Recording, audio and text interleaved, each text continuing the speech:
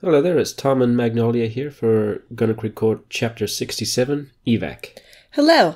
So this is a look at the aftermath of the events that happened in the previous chapter. And I switched to Annie narrating to catch us all up on this court-wide event where we see that steps have been taken to deal with the stuff that happened. I think it's always really interesting when we see things that affect everybody in the court, and we get to see the court reacting as a whole. It kind of reminds me of chapters like Fangs of Summertime, where we get to see this sort of big event that's more than just kind of a personal interaction or something. I think it's fun. It's nice to get caught up on everybody. Like, we get to see a little bit of Juliet and Arthur here, and I think that's nice. Yeah, and from this point on, Juliet and Arthur are going to be a bit more in focus in the story, because Kat and Tony and Juliet are still going to be working together on their project of creating a new body for Arthur, and they're still busy. And with everything else going on, everybody's pretty much busy except for Annie. And so at this point, she's feeling like she's kind of left out of all the proceedings. But she also feels that everything that's going on is her fault, basically, for having freed Jean and essentially gotten rid of the barrier between the court and the forest. I only just actively noticed this, but I like how Annie changes outfits a lot in this page. It's a nice, subtle way of showing that time is passing more rapidly than it seems to. Yeah, that's what I was trying to show here. Just little glimpses of all the activity going on and showing how Annie's not really part of any of that. And even when it comes to what Kat and Juliet are up to, Annie's just there, just trying to keep out of the way, really. She's not really doing anything other than feeling guilty about everything that's happening. And at this point, what they did to help Jean is still a secret from everybody else. But we'll see that the other characters are brought up to speed in a little while. And a lot of this chapter is just setting up what the new situation is and what the situation is going to be in the story and the environment going forward. Everybody has their roles, and life in the court is going to be pretty different from this point going forward. Was it fun to draw all this, destroyed court stuff? Yeah, it is. It's fun to draw some of the machinery of the court kind of just actively out doing things and drawing some of the environment shots and looking at the court and the aftermath of this big incident. Did you always intend for the truth about Jean to come out so quickly after that happened? Well, this is several months after what happened with Jean, but I did always intend Annie to let Tony and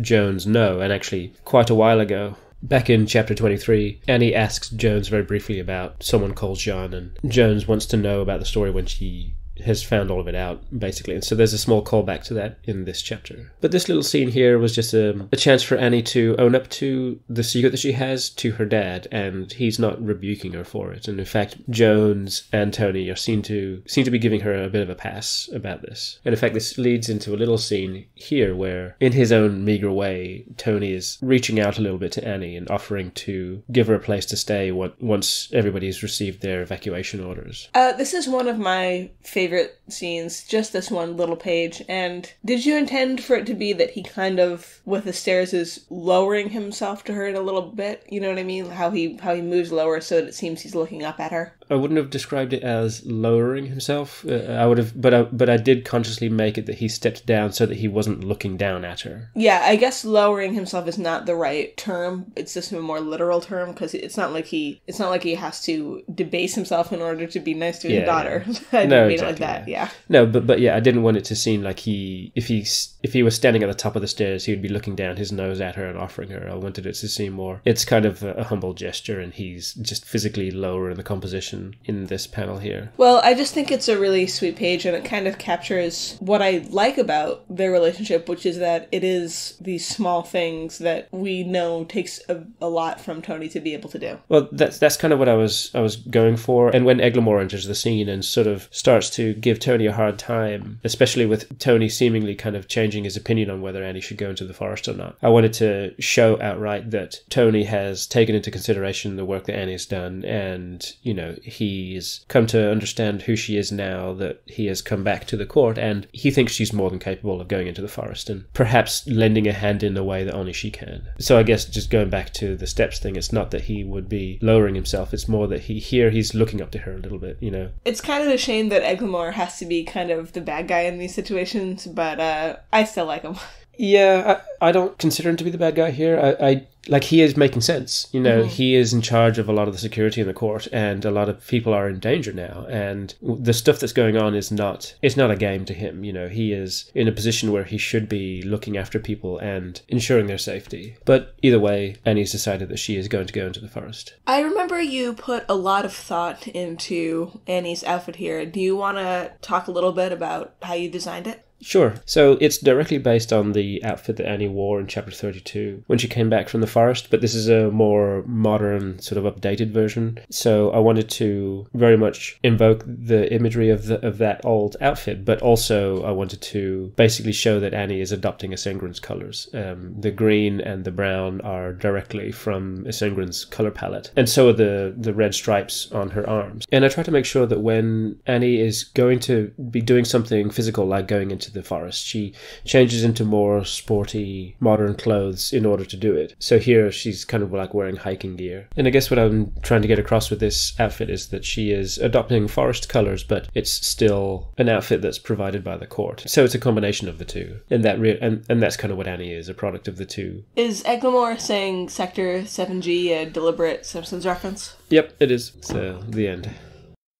So after the plan's decided, everybody heads off to their various tasks, and Annie and Jones head off towards the forest, and along the way have a little discussion of things. And I kind of like drawing this set piece here of them crossing the river, just because it's very different to what this whole area of the court has looked like up to this point. So the Sangren Coyote fusion creature did this deliberately because he knew he'd be asking Annie to come over, right? I mean, she would have had no other way to come across since the bridge was destroyed. And here's a little action that, even though it's pretty recent in the comic, I've come to think of it as kind of iconic moment for Jones. Oh, where she gets shot up into space. Yeah.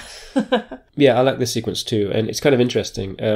Whenever I do a chapter, I have to make sure that it is an odd number of pages long. And this is just so when a new chapter starts in the printed volumes, the chapter title is always on the right-hand side. And that's just something that I've stuck to since the beginning of the comic. And when I finished drawing this chapter, I realized I was actually a page short. And so this page of Jones flying through the cloud cover and actually being positioned in space was a page I had to draw very last minute and was not originally intended, and it was just something I had to slip in there. But it actually turned into a page that I really enjoyed, and I think it really cemented the action that Jones had gone through, whereas before all we would have seen was Jones flying up and Annie calling after her, and then suddenly Loop calling out to Annie. So I just thought it was kind of interesting that this page that I did last minute turned out to be kind of one of my favourite pages of this chapter. But readers gave you a little bit of a hard time about it, didn't they? Well, I don't know if I'd describe it as a hard time, but some readers did say that it was impossible to launch anything directly into orbit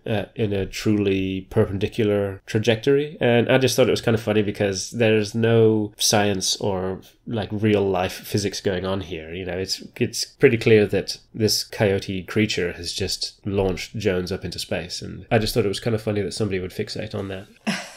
But as we come to the end of the chapter here, looking back on it, I do realise that this is a lot of setup for this chapter. But I felt it was pretty necessary to do this chapter just to show the differences in everything and also kind of set things up for what's going to be happening moving forward. And I can talk about that a little bit at the end of the next video, because there is an event that sort of necessitated the need for some of the description of what was happening in this chapter. So this chapter just ends with Annie heading off into the forest, and then we'll be getting along with things. And the bonus page is good old Jones just up in space there. So the way you originally intended it, this would have been the only shot of Jones in space. Yeah, pretty much. I like how it came out in the end. Yeah, me too. I preferred how it came out. Yeah. But I like this as a nice character illustration of Jones.